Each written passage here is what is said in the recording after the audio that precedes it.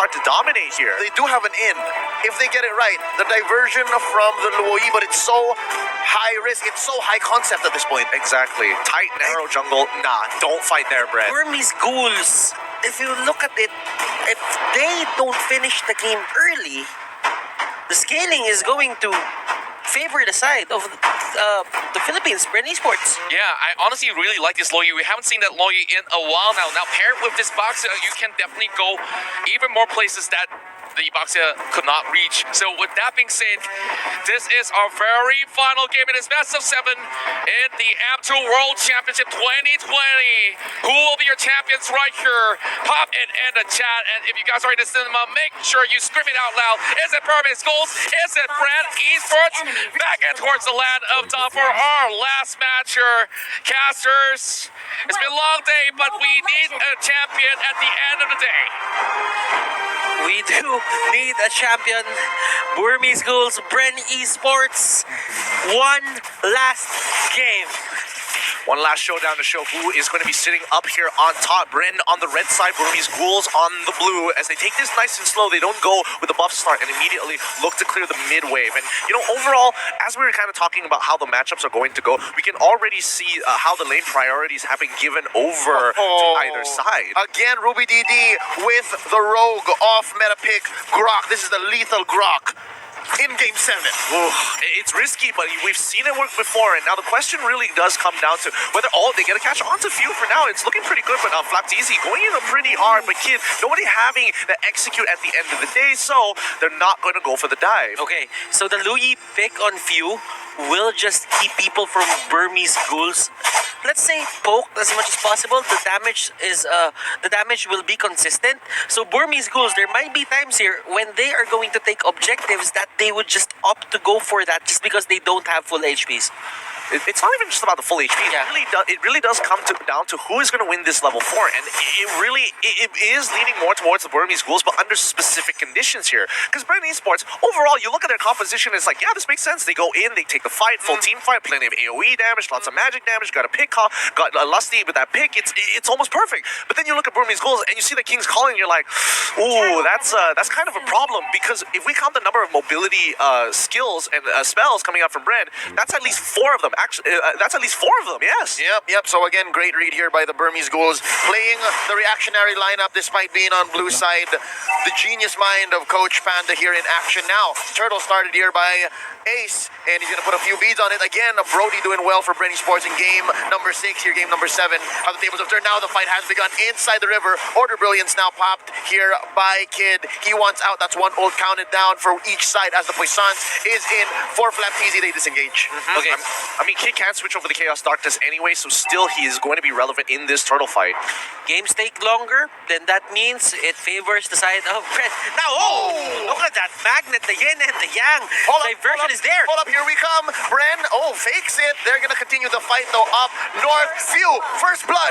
Here comes D.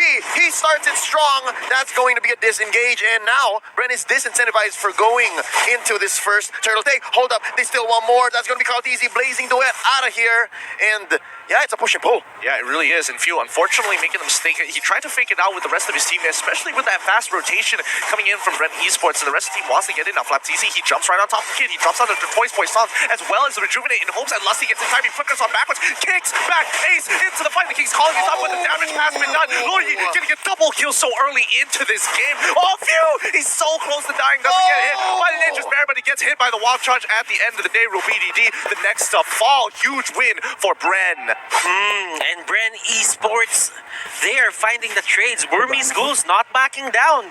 And you could see a lot of things working to the side of Bren Esports there. The kick on Ace was perfect. That's just what they needed at that certain point in time. The exact target now. Quick item check before the 5-minute mark. That's already tough boots onto Lusty. Carlteezy picks up the Raptor Machete. He uses the ult to disengage. That's 2 chasing down onto him. And look down bottom. This is actually some pressure onto Ruby DD. I think Bren Esports have had it with this surprisingly lethal Grok. Yeah. This is the first time that we see him hugging the turret. They have to make sure that he doesn't get too far away here. Because again, Grok with the power of nature, very annoying. Oh, he gets hit by a lot of bullies here as well as the chrono finisher as well. But now they're trying to jump on top of Rebo. Oh, they almost catch him as well, forcing him to use the Purify, and the rest of Burmese Ghouls, they pull back. Big place. Ooh, Fatizi, what happened? 1 HP?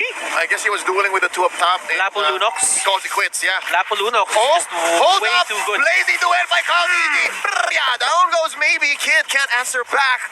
Interesting entrance by Bren Esports. And right now, they're trying to go for this push. Looking for a conversion. Ace puts a few beads. Gonna be popping the torn apart memory from here on very soon now. Oh, nice wild charge here by Ruby DD. And they decimate Bren Esports from underneath their own tower. 3 for none. The Ghouls are feeling it. They are pouncing back. They're looking to really turn this into the brawl. And D, he knows that he has to throw himself under the fire. And Flatzizi, he's going to be dropping. Oh, he gets peeled Nice back. move. It's a great pull, but he does force out the Rejuvenate. And nobody can really deal with him thus far. Not enough damage. Can he get the Cyclone's Eye in time? He gets hit by the stun. Maybe steals the Cyclone's Eye, but Flatzizi is like, nah, shield unity, and I'm rolling out. Okay, this is one of the things that Burmese Ghouls is really good at.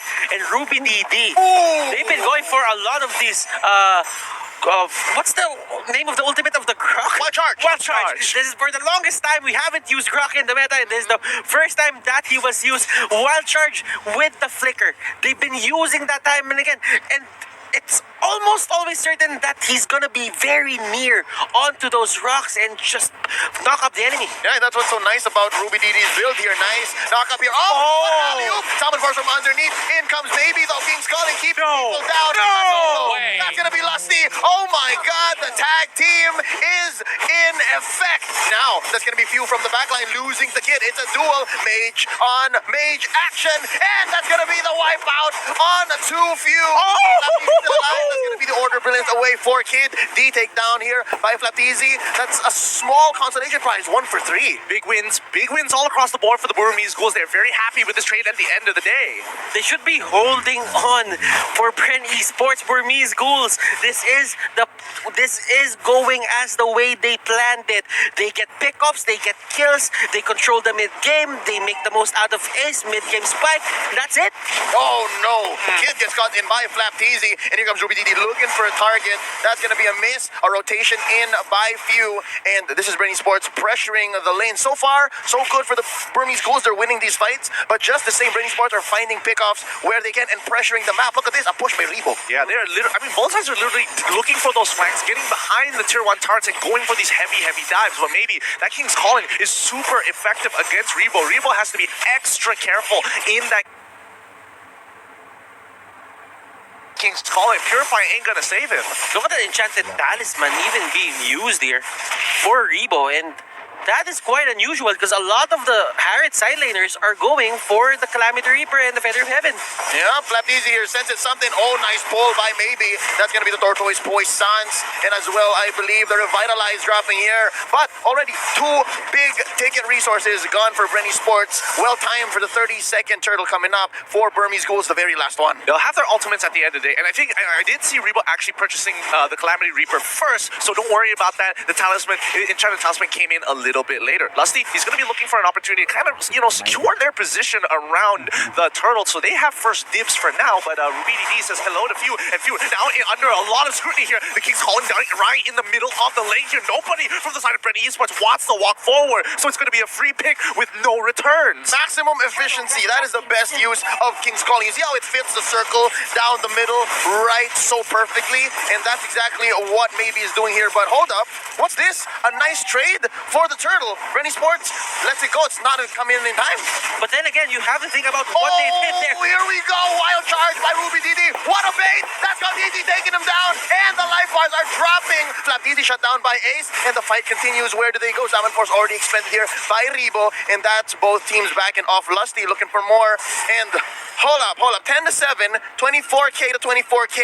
This game is darn close, but the Burmese Ghouls are up by 1 turret. Golden Staff is now up for Carl D. Flapteasy, and you can see the trades. Ruby DD maybe is just playing the keep away game. He knows that if he stays alive, he can just keep on going for those pokes. Now, if you would look at the items, Lusty here with the Athena Shield. Rebo does have the Calamity Reaper with the Enchanted Talisman. Enchanted Talisman on Few as well. He's probably gonna go for something or of a, something of a Ice Queen wand or a Lightning Truncheon, or probably a glowing wand as well.